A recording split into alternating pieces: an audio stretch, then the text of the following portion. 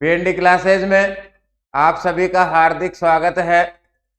महाभारत के युद्ध के प्रारंभिक दिन में भगवान कृष्ण ने अर्जुन से कहा कि हे अर्जुन, नियतम कुरु कर्म त्वम कर्म ज्यायो है कर्मणः शरीर यात्रापि चैते न प्रसिद्धयेद कर्मणः। अर्जुन ने जब युद्ध के लिए मना कर दिया तो भगवान कृष्ण ने कहा कि हे अर्जुन, तुम्हारे लिए निर्धारित कार्य है उसको पूरा करो, क्योंकि कार्य को नहीं करने से श्रेष्ठ कार्य को करना श्रेष्ठ माना जाता है। और यदि हम कार्य पूरा नहीं करेंगे तो हमारी शरीर यात्रा भी, हमारा जीवन निर्वाह भी नहीं हो सकता है। हमारे लिए भी जो निर्धारित कर्तव्य है, हमारे लिए भी जो निर्धारित कार्य है पढ़ाई करना, उसको हम पूरा करें, क्योंकि उसके बिना आगे शरीर की यात्रा, अपना जीवन निर्वाह संभव नहीं होगा। हमें 2010 से लेकर के 2023 तक के प्रश्नों का अध्ययन कर रहे हैं। इसमें से आज हम प्रारंभ करेंगे कारक प्रकरण। कारक प्रकरण में से पंचमी से लेकर के सप्तमी तक के प्रश्न, जिसका प्रकार 2 होगा, टाइप 2 होगा, उनका अध्ययन हम कर रहे हैं। आइए प्रारंभ करते हैं कारक प्रकरण। कारक के प्रारंभिक प्रश्नों को हमने पढ़ा था।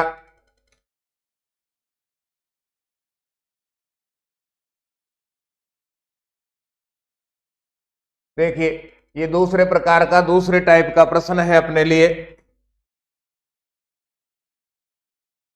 विभक्ति विधायक सूत्र लिखत। इसमें पूछा गया था अधोलिखितेषु रेखांकित पदेषु प्रयुक्त है विभक्त्या विधायकम सूत्र लिखत। नीचे लिखे रेखांकित पदों में काम में आई विभक्ति का सूत्र लिखो। हमें रिक्त स्थान में या रेखांकित पद में एक शब्द मिलेगा, उस शब्द में जो विभक्ति होगी उसका सूत्र हमें लिखना है। इसमें प्रथमा से चतुर्थी तक के प्रश्नों का अध्ययन किया, इसके साथ में सूत्रों का अध्ययन भी हमने किया था। आज पंचमी विभक्ति से संबंधित प्रश्न है। हिमालयात गंगा प्रभवती। हिमालय से गंगा निकलती है। हिमालय से गंगा निकलती है। यहां पूछा गया है हिमालयात, इसमें पंचमी विभक्ति किस सूत्र के द्वारा है? सीधा और सरल प्रश्न है। सूत्र है भूवः प्रभव है। इसी सूत्र में इसका अर्थ लिखा हुआ है। अर्थ कहता है भू भू धातु के योग में, भू धातु के योग में, भू धातु के योग में उत्पत्ति स्थल की अपादान संज्ञा होती है। भू धातु के योग में उत्पत्ति स्थल की अपादान संज्ञा होती है, ये कहता है ये सूत्र।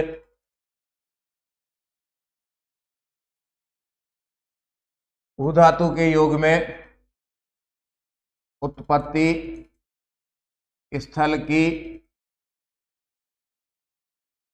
अपादान संज्ञा होती है, और जिसकी अपादान संज्ञा होती है उसमें अपादाने पंचमी, इस सूत्र के द्वारा पंचमी विभक्ति होती है। सूत्र कह रहा है हमसे भू धातु हो तो उसके उत्पत्ति स्थल को अपादान संज्ञा कहा जाता है। उसके उत्पत्ति स्थल में अपादान संज्ञा होती है, अपादान कारक होता है। जैसे ऊपर उदाहरण हमें दिया गया, हिमालयात, हिमालयात गंगा, हिमालयात गंगा प्रभवती।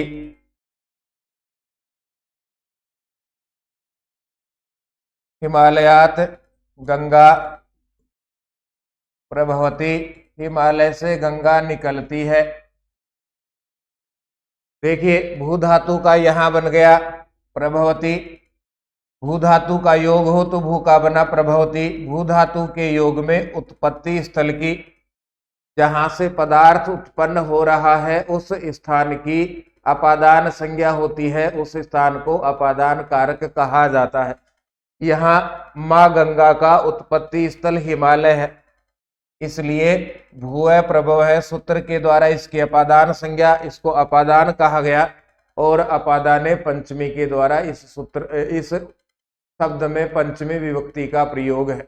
ये पहला प्रकार है प्रश्न का। हिमालयात गंगा प्रभवती, हिमालयात में पंचमी विभक्ति किस सूत्र से है?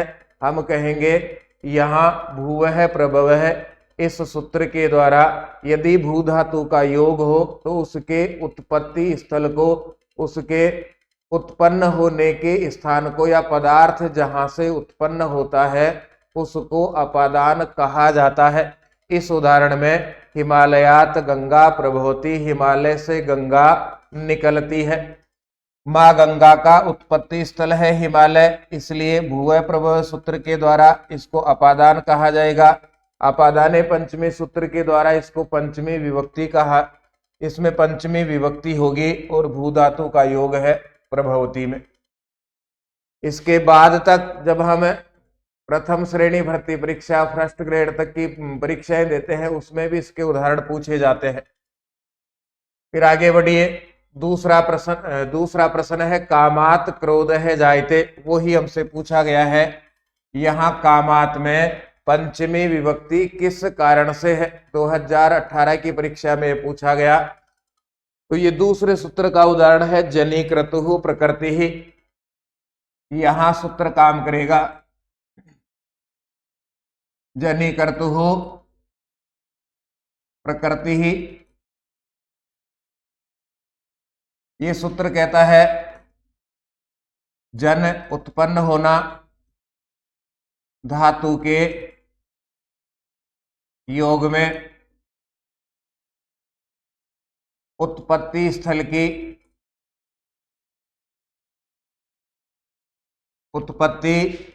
की अपादान संज्ञा होती है। जन धातु का योग हो तो उत्पत्ति स्थल को अपादान कहा जाता है, उसकी अपादान संज्ञा होती है। देखिए उदाहरण में कामात क्रोध है जायते। जन धातु का यहां बना उदाहरण में जायते। क्रोध का उत्पत्ति स्थान है काम। सूत्र में हमने पढ़ा जनीकृतु प्रकृति। सूत्र कहता है जन धातु का योग हो। किसी भी उदाहरण में जन धातु का प्रयोग दिया गया हो तो जन का जायते हो गया, तो वहां पर पदार्थ के उत्पत्ति स्थल की अपादान संज्ञा होती है। यहाँ पदार्थ उत्पन्न हो रहा है क्रोध। क्रोध का उत्पत्ति स्थान है काम।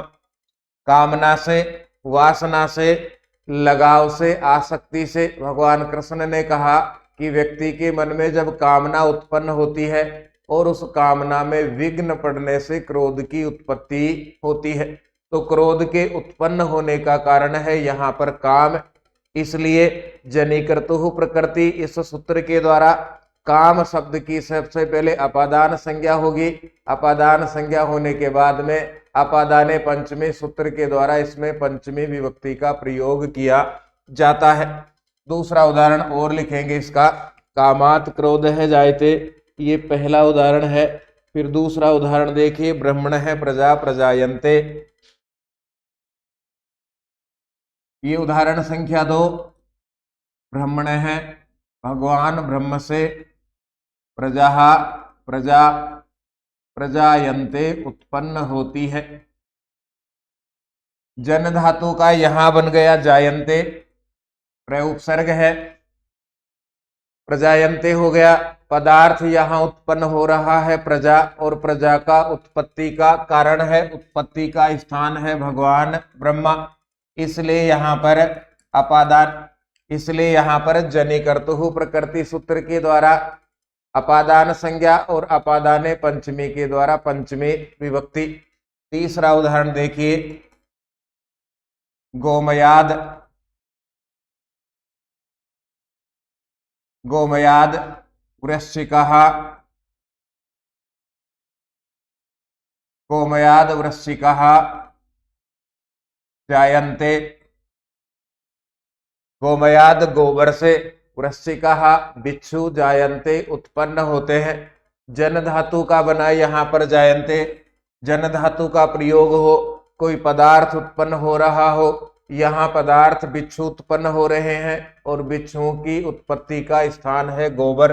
गोबर से बिच्छू उत्पन्न होते हैं, इसलिए गोमय शब्द में जनीकर्तुः प्रकृति सूत्र के द्वारा अपादान संज्ञा और अपादाने पंचमी सूत्र के द्वारा पंचमी विभक्ति। ये दूसरा प्रकार है पंचमी विभक्ति में। ये अभी हमने पढ़ लिया कामात क्रोध है जायते, किस सूत्र का उदाहरण है? तो अभी हमने उदाहरण में लिखा जनीकर्तुः प्रकृति, जनीकर्तुः प्रकृति, इस सूत्र का उदाहरण है ये। जायते में जन धातु, क्रोध कामना से उत्पन्न हो रहा है। अन्न से हेतु वसति, अन्न से अन्न के हेतु कारण वसति रहता है, अन्न के कारण रहता है। व्यक्ति गांव से बाहर गया, कमाता है और खूब जम करके खाता है, उसका एक ही उद्देश्य है कैसे भी करके इस पेट की पूर्ति अन्न से हो, तो उसके बाहर रहने का मुख्य कारण है अन्न। अन्न से ये सीधा और सरल प्रकार है। अन्न से तो हम इसमें विभक्ति बताना चाहें तो रामस्य के समान षष्ठी विभक्ति है, लेकिन हमसे विभक्ति नहीं पूछी गई। यहाँ हमसे पूछा गया अन्न से, ये किस सूत्र का उदाहरण है? षष्ठी विभक्ति का सूत्र है ये, षष्ठी हेतु प्रयोगे। इसमें सूत्र है षष्ठी हेतु प्रयोगे। देखिए इसी में अर्थ लिखा हुआ है, षष्ठी विभक्ति होती है कब? हेतु, हेतु शब्द का प्रयोगे, प्रयोग होने पर, हेतु शब्द का प्रयोग होने पर षष्ठी विभक्ति होती है। सूत्रार्थ में हम लिखेंगे हेतु शब्द का प्रयोग होने पर, हेतु शब्द का प्रयोग होने पर तथा हेतु दिखाई देने पर, हेतु का अर्थ है कारण, हेतु दिखाई देने पर उस कारण में अर्थात हेतु में षष्ठी विभक्ति होती है, षष्ठी विभक्ति होती है। षष्ठी में कारक नहीं होता, सीधी षष्ठी विभक्ति होगी। हेतु शब्द का प्रयोग हो, उपयुक्त उदाहरण में देखिए, हेतु शब्द में से लिखा हुआ है अन्न से, सॉरी हेतु शब्द का है यहाँ पर हेतु हो, तो हेतु शब्द का प्रयोग हो और कारण भी दिखाई दे, कारण है यहाँ पर अन्न, अन्न के कारण रहता है, तो उस कारण में षष्ठी विभक्ति होती है। बाहर रहने का कारण क्या है? उसका अन्न, इस अन्न में षष्ठी हेतु प्रयोगे सूत्र के द्वारा षष्ठी विभक्ति है। किसी भी वाक्य में हेतु शब्द का प्रयोग हो, जैसे उपयुक्त उदाहरण में लिखा हुआ है हेतु हो, तथा कारण दिखाई दे, यहाँ कारण है अन्न से, तो फिर कहा गया उस कारण में षष्ठी विभक्ति होती है। इसलिए अन्न शब्द में यहाँ पर अन्न से इस सूत्र के द्वारा षष्ठी विभक्ति का प्रयोग है। फिर आगे देखो, कटे चटाई पर आसते विराजमान है, सज्जन आदमी है, किसी के घर गया, बैठने के लिए कुर्सी नहीं थी, तो सामने वाले व्यक्ति ने उसको चटाई दी और चटाई पर विराजमान हो गया। हमसे पूछा गया इस कटे चटाई शब्द में कौन सी विभक्ति किस कारण से है, किस सूत्र के कारण से है? जब किसी के घर जाते हैं या अपने घर कोई आता है तो तीन बातें उस व्यक्ति के पास में जरूर रहती है, मीठे वचन, बैठने के लिए आसन और पीने के लिए पानी। जो आया है उसको मीठे वचन बोल करके स्वागत कीजिए कि आइए विराजिए, बहुत दिनों से आए।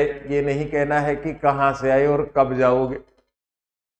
उसके बाद में बैठने के लिए आसन दिया जाता है, जैसा आसन अपने पास में मौजूद है वो उसको दीजिए बैठने के लिए। और तीसरी बात, ठंडा पानी उसको पिलाइए कि आओ बैठो विराजो और पानी पीजिए। तो कटे आसते चटाई पर बैठता है। यहां पर कटे शब्द में सप्तमी विभक्ति है, किस सूत्र के द्वारा है?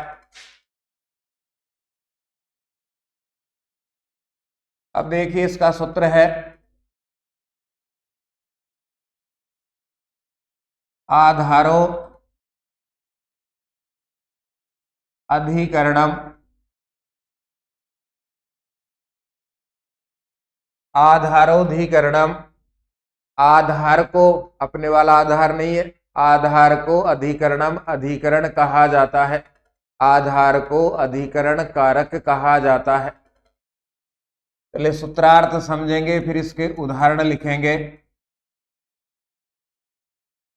आधार को, आधार कार्ड की बात नहीं है, आधार को अधिकरण कहा जाता है। अधिकरण कहा जाता है। क्रिया का आधार होगा, उस आधार को अधिकरण कहा जाता है। जैसे हमसे पूछा अभय प्रताप कहाँ रहता है, तो उत्तर मिला छापरवाड़ा में रहता है। तो अभय के रहने का आधार हो गया छापरवाड़ा। उसने फिर से तलाश किया, छापरवाड़ा में 2 3 4 अभय प्रताप है, एड्रेस मिला नहीं है, कोई विशेष पहचान है नहीं घर की। तो फिर से प्रश्न किया कि अभय प्रताप कहाँ रहता है, उत्तर वहां पर मिला कि बांध के पास में 4 घर छोड़ करके रहता है। तो अब आधार हो गया बांध के पास वाले 4 घर।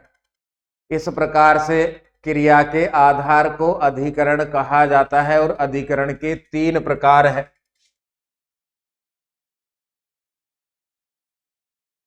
सॉरी, आधार के 3 प्रकार हैं। पहला है औपश्लेषिक आधार। आधार का पहला प्रकार है औपश्लेषिक आधार। औपश्लेषिक आधार निकट के संबंध को, निकट के संबंध को औपश्लेषिक आधार कहा जाता है। जब 2 पदार्थों के मध्य निकट का संबंध हो, उस संबंध को औपश्लेषिक आधार कहा जाता है। इसका पहला उदाहरण है कटे आसते चटाई पर बैठता है। बैठने वाले और चटाई का निकट का संबंध है, इसलिए ये पहले प्रकार का आधार है औपश्लेषिक आधार। प्रश्न में लौटिए, ये इसका उत्तर भी हो गया। कटे आसते, इसमें कौन सी विभक्ति? सप्तमी विभक्ति। कौन सा कारक? अधिकरण कारक। सूत्र क्या है? आधारोधिकरणम। आधार को अधिकरण कहा जाता है। आधार के कितने प्रकार? 3। पहला प्रकार है आधार का औपश्लेषिक आधार, जहां निकट का संबंध हो 2 पदार्थों में, उस स्थिति को औपश्लेषिक आधार कहा जाता है। पहला इसका उदाहरण है कटे आसते। बैठने वाले और चटाई के बीच में निकट का संबंध हो गया, पास का संबंध हो गया, इसलिए कटे यह औपश्लेषिक आधार का उदाहरण माना जाता है। दूसरा उदाहरण देखिए इसका, सीता स्थाल्याम ओदनम पचती। सीता बेगची में चावल को पकाती है। सीता बेगची में चावल को पकाती है। पकाने इस क्रिया का आधार, पकाने इस क्रिया का आधार है। किसमें पकाती है? थाली में। चावल किसमें पकाती है? थाली में। तो सबसे पहले ये अधिकरण हो गया, आधार हो गया, पकाने की क्रिया का आधार हो गया। अब यहाँ पर आधार का कौन सा प्रकार है, तो चावल और थाली के बीच में निकट का संबंध है। चावल थाली के पैंदे में है, दोनों बिल्कुल सटा करके है, तो जहां निकट का संबंध होगा उस आधार को औपश्लेषिक आधार कहा जाता है। दूसरा प्रकार देखिए, इसमें दूसरा आधार का प्रकार है वैश्विक आधार।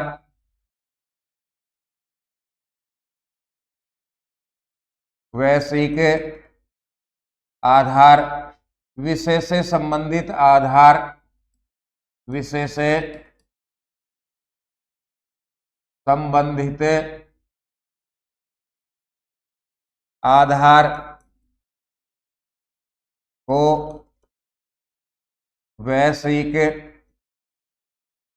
आधार कहा जाता है। ऐसा आधार जो विषय से संबंधित है उसको वैश्विक आधार कहा जाता है। उदाहरण देखिए, तस्य उसकी मोक्षे, मोक्ष में इच्छास्ति, इच्छा है, उसकी मोक्ष में इच्छा है, इच्छा का आधार है यहाँ पर मोक्ष, विषय से संबंधित है।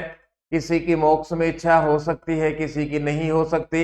एक चाहता है मोक्ष प्राप्त करके वापस नहीं आऊं, दूसरा चाहता है कि मैं तो बार बार संसार में आऊं, यहाँ करके रसगुल्ला खाऊंगा, बांध में तैरूंगा, घूमूंगा, गाड़ियों के लटक करके यहां से वहां जाऊंगा। तो ये अपना अपना विषय है। एक व्यक्ति की इच्छा है मोक्ष में, तो ये विषय से संबंधित आधार हो गया, ये आधार का दूसरा प्रकार है। फिर तीसरा प्रकार है अभिव्यापक आधार। अभिव्यापक आधार, ये आधार का तीसरा प्रकार है अभिव्यापक आधार। इस आधार को कहा जाता है सभी में व्याप्त या सब जगह मौजूद, सभी में व्याप्त अथवा सब जगह व्याप्त आधार औपश्लेषिक आधार कहा जाता है। ऐसा आधार जो सभी में है या सब जगह मौजूद है उस आधार को औपश्लेषिक आधार कहा जाता है। इस आधार का उदाहरण देखिए, सर्वस्मिन्, सभी में आत्मा, सर्वस्मिन् आत्मा अस्ति, सभी में आत्मा है। आत्मा का आधार क्या है, सब सभी में, तो आत्मा भारत में रहने वाले व्यक्ति में भी है, दूसरी जगह जाएंगे वहां के व्यक्ति में भी है, ऐसा हम मानते हैं। तो सब में आत्मा है, ये अभिव्यापक आधार है। सभी में व्याप्त है या सब जगह मौजूद है, यहाँ अपने साथ में है, यहाँ से अमेरिका चलेगी तो वहां भी अपने साथ रहेगी। ऐसा नहीं है कि भारत से बाहर जाते समय आत्मा भारत में और खुद मौजूद है अमेरिका में, ऐसा नहीं होगा। तो सब में मौजूद आधार को अभिव्यापक आधार कहा जाता है। और दूसरा इसी का उदाहरण है तिलेषु तैलम। तिलों में तैलम तेल है, ये सब जगह निकलेगा। तिलों में तेल सब जगह निकलेगा, भारत में भी निकलेगा और इंग्लैंड में जाएंगे तो वहां भी तेल ही निकलेगा, वहां तेल के बदले घी नहीं निकलेगा। तो तिलों में तेल है, ये अभिव्यापक आधार है। अब वापस लौटिए, आधारोधिकरणम, सूत्र ने कहा आधारोधिकरणम, आधार को अधिकरणम, अधिकरण कहा जाता है। आधार के कितने प्रकार, आधार को अधिकरण कहा जाता है। आधार के कितने प्रकार, पहला प्रकार है औपश्लेषिक आधार, निकट का संबंध हो उसको औपश्लेषिक आधार कहेंगे। निकट का अर्थ है बिल्कुल पास का सटीक संबंध हो, जैसे कटयास्ते चटाई पर बैठता है। सीता स्थाल्याम ओदनम पचती, सीता थाली में चावल को पकाती है, पकाने की क्रिया को थाली में संपन्न करती है। थाली और चावल का निकट का संबंध है, इसलिए स्थाल्याम। इसमें अधिकरण कारक और सप्तमी विभक्ति है। फिर दूसरा प्रकार है वैश्विक आधार। विषय से संबंधित आधार हो उसको वैश्विक आधार कहा जाता है। जैसे तस्य मोक्षे इच्छास्ति, उसकी मोक्ष में इच्छा है। और तीसरा प्रकार है आधार का अभिव्यापक आधार। ऐसा आधार जो सभी में व्याप्त है या सब जगह व्याप्त है उसको अभिव्यापक आधार कहा जाता है। जैसे सर्वस्मिन आत्मास्ति और तिलेषु तैलम, तिलों में तेल है। अब आगे बढ़िए। सर्वस्मिन आत्मास्ति ये किस सूत्र का उदाहरण है? अभी हमने पढ़ा आधारोधिकरणम, आधारोधिकरणम इस सूत्र का उदाहरण है ये। साथ में और विशेष कहेंगे तो सर्वस्मिन आत्मास्ति इसमें अभिव्यापक आधार है।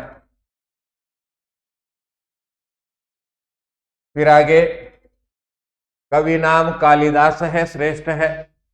कवियों में कालिदास श्रेष्ठ है। कवि एक जाति हो गई, कवियों की एक जाति हो गई, उसमें से कालिदास श्रेष्ठ है।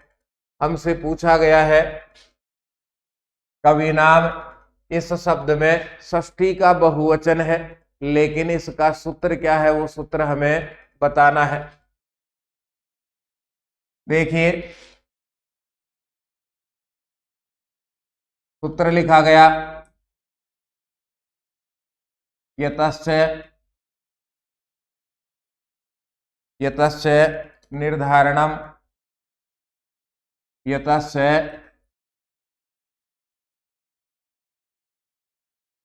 निर्धारणम। सूत्र को अलग करेंगे तो ये होगा यतः और जिससे, और जिससे निर्धारणम निर्धारण कहा जाता है। जब निर्धारण की अवस्था होगी, उस निर्धारण की अवस्था में जो पदार्थ अपने स्थान पर रहेगा उसमें षष्ठी और सप्तमी विभक्ति होती है।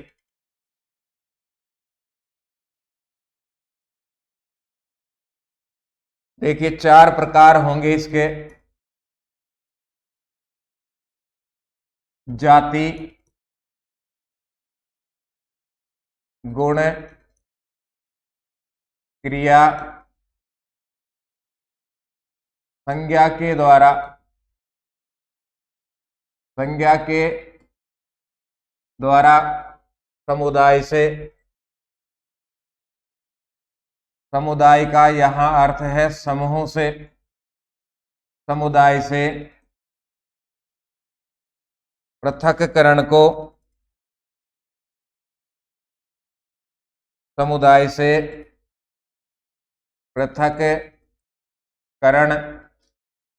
अलग करने को, अलग करने को निर्धारण कहा जाता है, निर्धारण कहा जाता है। फिर से लौटिए।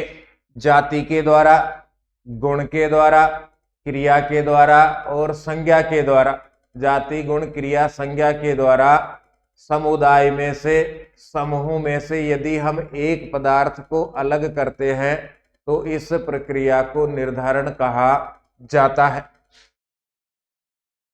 देखिए विद्यालय में आए, नहा धो करके बिल्कुल तैयार होकर के आ गए। 99 बालक स्कूल गणवेश में है, एक बालक दूसरी गणवेश में है। गुरुजी ने कहा जो गणवेश में नहीं है वो खड़े हो जाओ। तो जो खड़ा हो गया और जो बैठे रह गए, 2 पदार्थ हो गए। एक ऐसे छात्र जो बैठे हैं गणवेश में है, एक ऐसे छात्र जो गणवेश में नहीं है। ये प्रक्रिया कही जाती है निर्धारण करना। समुदाय में से, समूह में से जाति के द्वारा, गुण के द्वारा, क्रिया के द्वारा, संज्ञा के द्वारा यदि एक पदार्थ को अलग किया जाता है, दूर किया जाता है, इस प्रक्रिया को निर्धारण कहा जाता है। ये पहला प्रकार, ये समझने का प्रकार है। अब जब निर्धारण होगा, जब निर्धारण होगा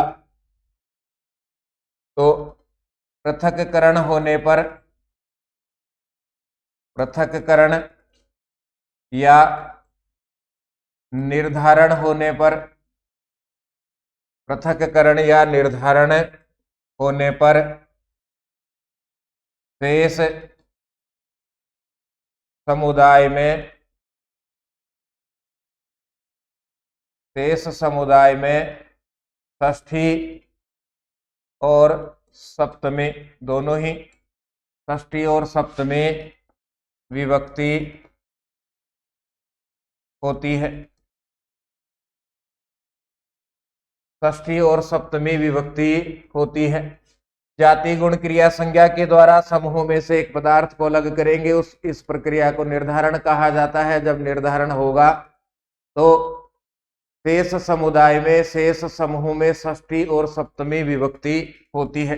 4 प्रकार का निर्धारण है, जाति गुण क्रिया और संज्ञा। 4 के उदाहरण हम यहां लिखेंगे। पहला प्रकार, जाति के द्वारा पृथक्करण या अलग करना। जाति के द्वारा पृथक्करण, इसका उदाहरण हम लिखेंगे।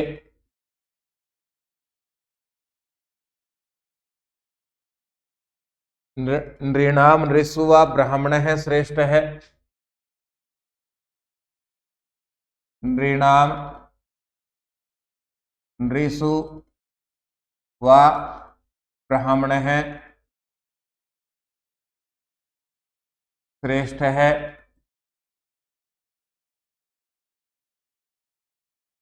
मानवों में ब्राह्मण श्रेष्ठ है। मानव एक जाति हो गई और ब्राह्मण जो ब्रह्म को जानता है वो श्रेष्ठ है। जाति के द्वारा, ध्यान दीजिएगा, मानवों में ब्राह्मण श्रेष्ठ है। मानव एक जाति हो गई, उसमें से ब्राह्मण श्रेष्ठ हो गया, तो ब्राह्मण यहां जाति के द्वारा पृथक्करण का उदाहरण है। पृथक्करण होने पर मानव जाति से ब्राह्मण, ब्रह्म को जानने वाला, अलग हो गया, ये पृथक्करण हो गया। पृथक्करण होने पर जो शेष समुदाय है, जो शेष समूह है, उसमें षष्ठी और सप्तमी विभक्ति होती है। ये देखिए यहाँ पर नृणाम ये षष्ठी का बहुवचन है और नृषु ये सप्तमी का बहुवचन है।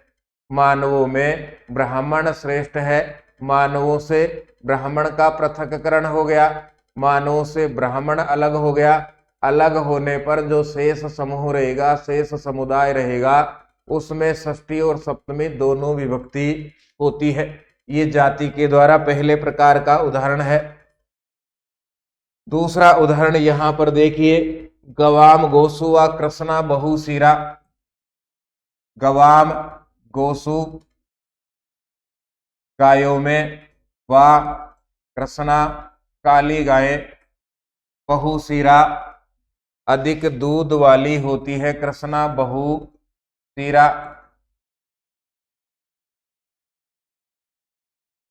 गाय एक समूह है, इस समूह से काली गाय को अलग कर दिया। किसके आधार पर? बहुशिरा गुण के आधार पर। गायों में काली गाय अधिक दूध देने वाली होती है। गाय समुदाय से, गाय समूह से काली गाय को अलग कर दिया। शेष समूह रहा अपने पास में गवाम गोसु। गवाम में षष्ठी का बहुवचन और गोसु में सप्तमी का बहुवचन। गुण से काली गायों को अलग किया, तो ये गुण के निर्धारण का उदाहरण है। तीसरा उदाहरण इसमें देखिए, तीसरा प्रकार होगा जाति गुण और क्रिया। क्रिया के द्वारा पृथक्करण, क्रिया के द्वारा अलग करना। गच्छताम, गच्छताम, गच्छत्सु, गच्छत्सु व धावन शीघ्र है। खूब सारे लोग 4 धाम की यात्रा पे जा रहे हैं। उस 4 धाम की यात्रा पर जाते समय गच्छताम गच्छत्सु, जो जा रहे हैं उनमें दौड़ने वाला जल्दी पहुंचेगा। जो जा रहे हैं उनमें दौड़ने वाला जल्दी पहुंचेगा। दौड़ लगाना ये क्रिया है। क्रिया के द्वारा पृथक्करण का उदाहरण है। जो जा रहे हैं 4 धाम यात्रा के लिए, वो एक समूह है। उस समूह से दौड़ने वाला अलग हो गया। 2 पदार्थ हो गए, एक जाने वाला समूह, दूसरा पदार्थ हो गया दौड़ने वाला। ये पृथक्करण हो गया। पृथक्करण होने पर, अलग होने पर शेष समुदाय में, शेष समूह में षष्ठी और सप्तमी विभक्ति होती है। यहाँ पर गच्छताम ये षष्ठी का बहुवचन और गच्छत्सु ये सप्तमी का बहुवचन। चौथे प्रकार का उदाहरण होगा जाति गुण क्रिया संज्ञा के द्वारा पृथक्करण। संज्ञा के द्वारा पृथक्करण, संज्ञा के द्वारा समुदाय से एक पदार्थ को अलग करना।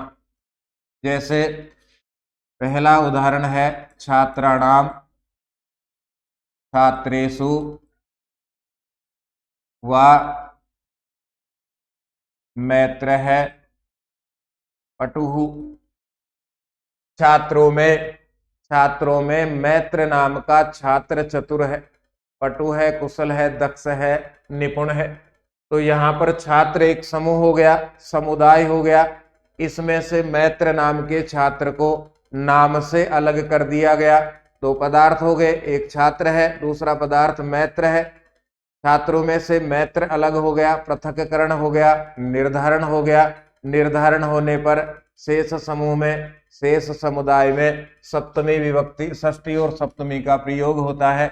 यहाँ पर छात्राणाम षष्ठी बहुवचन और छात्रेषु सप्तमी बहुवचन। कविनाम कविषु व कालिदास है श्रेष्ठ है। कविनाम कविषु व कालिदास है श्रेष्ठ है। कवियों में कालिदास श्रेष्ठ है। कवि एक समूह हो गया, उसमें से कालिदास नाम के द्वारा अलग हो गया, श्रेष्ठ हो गया। तो ये पृथक्करण हो गया। कवियों से कालिदास अलग हो रहा है, पृथक्करण हो गया। कवियों में से कालिदास को नाम से अलग किया जा रहा है कि सब कवियों में कालिदास श्रेष्ठ है, इसलिए यह पृथक्करण। और पृथक्करण होने पर शेष समूह में, शेष समुदाय में षष्ठी और सप्तमी। यहाँ कवि समुदाय शेष रह गया, तो कवि नाम षष्ठी का बहुवचन और कविषु सप्तमी का बहुवचन। यही हमें प्रश्न में पूछा गया था। वहां कविषु नहीं दिया गया है, केवल कवि नाम है। कवि नाम कालिदास है श्रेष्ठ है। कवि नाम में कौन सी विभक्ति? हम कहेंगे षष्ठी का बहुवचन। सूत्र क्या है? यतस्य निर्धारणम। सूत्र हो गया इसका यतस्य निर्धारणम। और आगे बढ़कर के हमसे पूछे कि पृथक्करण में कौन सा प्रकार है, तो हम कहेंगे पृथक्करण में संज्ञा के द्वारा पृथक्करण का उदाहरण है।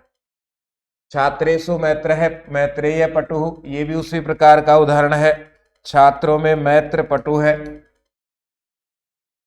अभी हमने पढ़ा एक शब्द ही बदला गया है। हमने जो पढ़ा वो मैत्र है, हमने जो पढ़ा वो मैत्र है, यहाँ मैत्रेय दिया गया है। बाकी सब उसी प्रकार का उदाहरण है। 2018 में पूछा गया छात्रेषु मैत्रेय पटु। ये दोनों में अंतर देखना। दो उदाहरण हमने पढ़े, कवि नाम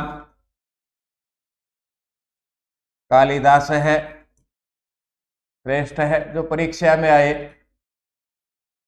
और दूसरा उदाहरण हमने पढ़ा छात्रेषु मैत्रेय है पटुः। दोनों में अंतर देखिए, यहाँ षष्ठी विभक्ति है और यहाँ सप्तमी विभक्ति है। यतस्य निर्धारणम सूत्रम, सूत्र षष्ठी और सप्तमी विभक्ति दोनों करता है। कवि नाम, और अभी दूसरा उदाहरण इसके साथ में हमने पढ़ाई था, कवि नाम कविषु।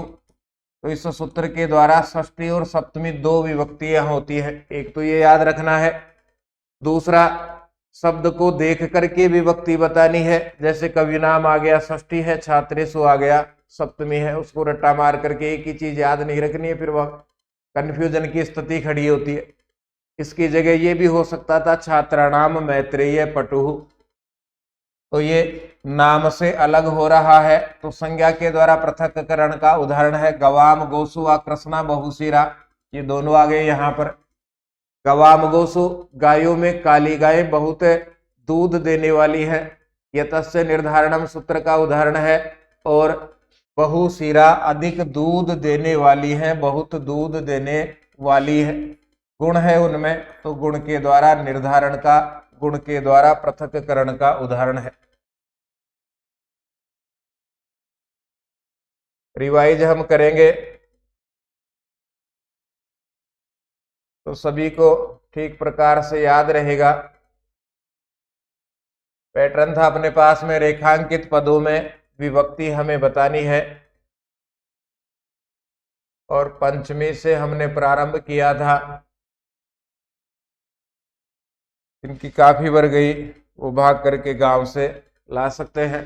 भू है प्रभव है, भू धातु के योग में उत्पत्ति स्थल की अपादान संज्ञा होती है। किसी भी उदाहरण में भू दिखाई, भू धातु हो, उसका उत्पत्ति स्थल हो, उसको अपादान कहा जाता है। जैसे हिमालयात गंगा प्रभवती, भू धातु का बना प्रभवती, माँ गंगा की उत्पत्ति का स्थान है हिमालय, इसलिए इसमें भू प्रभव सूत्र के द्वारा अपादान संज्ञा और पंचमी विभक्ति। दूसरा उदाहरण दिया गया जनिकर्तु प्रकृति, जन धातु का योग हो तो उत्पत्ति स्थल की अपादान संज्ञा होती है। जैसे कामात क्रोध है जायते, जन धातु से बना जायते, जन धातु का योग है, क्रोध काम से उत्पन्न हो रहा है, क्रोध का उत्पत्ति स्थल यहाँ काम है।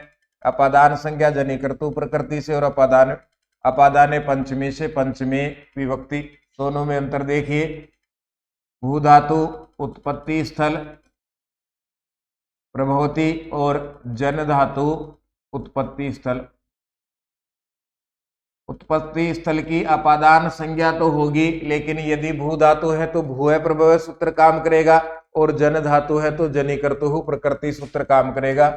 आगे बढ़ते हैं। ब्रह्मण है प्रजा प्रजायन्ते और गोमयाद वृश्चिका जायन्ते। कामात क्रोध है जायते, जनिकर्तु प्रकृति सूत्र का उदाहरण है।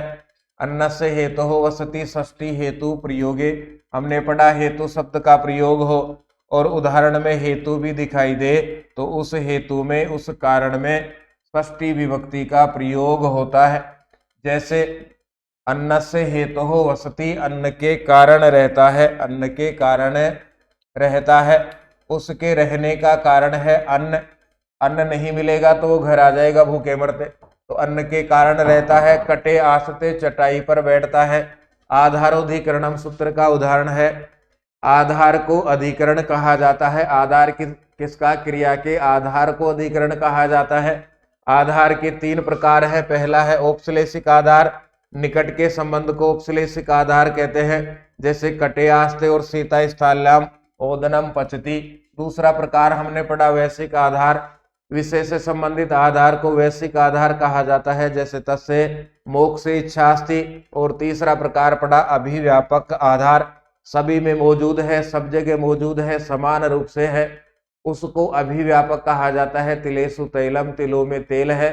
और सर्वस्मिन आत्मास्ति, सभी में आत्मा है। आगे बढ़ेंगे। सर्वस्मिन आत्मास्ति, इसका सूत्र आधारोधिकरणम। कौन सा प्रकार? अभिव्यापक। कवि नाम कालिदास है श्रेष्ठ है, कवियों में कालिदास श्रेष्ठ है। कवि एक समूह हो गया, यहाँ पर कवि एक समुदाय या समूह हो गया, इसमें से कालिदास नाम से अलग हो रहा है, इसलिए कवि नाम इसमें यतस्य निर्धारणम सूत्र के द्वारा षष्ठी और सप्तमी दोनों विभक्ति होती है। यहाँ कवि शब्द में षष्ठी का बहुवचन है। यतस्य निर्धारणम सूत्र कहता है निर्धारण करने को। जाति, गुण, क्रिया और संज्ञा 4 बातों के द्वारा यदि समुदाय से पृथक्करण होता है, किसी को अलग किया जाता है, तो उसे निर्धारण कहते हैं। पृथक्करण या निर्धारण करते समय शेष समुदाय में षष्ठी और सप्तमी दोनों विभक्तियां होती हैं। इसके उदाहरण 4 प्रकार से पढ़े। जाति के द्वारा पृथक्करण। नृणाम नृसु व ब्राह्मण है श्रेष्ठ है, यहाँ नृणाम और नृसु पहले षष्ठी है, उसके बाद सप्तमी है। गवाम गोसु व कृष्णा बहुशिरा, ये गुण के द्वारा निर्धारण का उदाहरण है। गवाम षष्ठी बहुवचन, गोसु सप्तमी का बहुवचन। क्रिया के द्वारा पृथक्करण। गच्छताम गच्छत्सु व धावन शीघ्र है, जाने वालों में दौड़ लगाने वाला जल्दी पहुंचता है, तो जाने वाला यह एक समुदाय है। इनमें से दौड़ लगाने वाला अलग हो गया, पृथक्करण है, तो गच्छताम और गच्छत्सु षष्ठी और सप्तमी के बहुवचन है। चौथा प्रकार हमने पढ़ा संज्ञा के द्वारा। उदाहरण छात्राणाम छात्रेषु व मैत्रेय पटु और कविनाम कविषु व कालिदास है श्रेष्ठ है। आगे बढ़ते हैं। छात्रेषु मैत्रेय पटु किस सूत्र का उदाहरण है? यतस्य निर्धारणम का प्रकार कौन सा? संज्ञा के द्वारा पृथक्करण का उदाहरण है। गवाम गोसु व कृष्णा शीर है, गायों में काली गाय अधिक दूध देती है, ये गुण के द्वारा पृथक्करण का उदाहरण है। ये आज का अपना विषय हुआ। सप्तमी विभक्ति में दूसरा पैटर्न हमने पूरा किया।